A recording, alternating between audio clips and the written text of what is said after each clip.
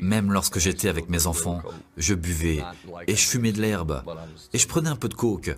Plus comme avant, mais j'en prenais toujours, oui. Ce qui a tout changé, c'est qu'à un moment, je me suis effondré à terre et j'ai physiquement senti que quelque chose me traînait littéralement hors de mon corps. J'ai levé la tête et j'ai vu la mort et l'enfer dans ses yeux.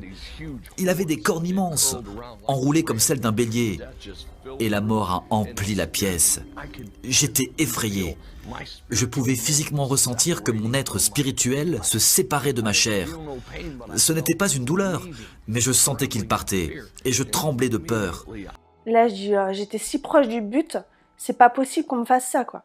Et là, il y a une colère qui monte, mais c'est plus que viscéral, quoi. Il y a quelque chose qui m'englobe, une noirceur, et je commence à tomber, et là, l'expérience négative, elle commence à ce moment-là. Une telle haine que je tombe dans un gouffre, mais sans fin, et au fond du fond, c'est horrible. Il y a des corps gluants de chair. En fait, c'est cauchemardesque. Si je me laisse faire, les corps vont t'attraper, en fait. Ils étaient là pour me dissoudre.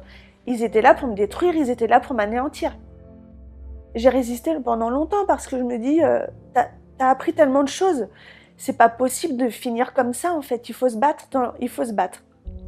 Donc la force que j'avais ressentie auparavant, elle m'a permis de remonter et de pas me laisser emporter dans cette horreur.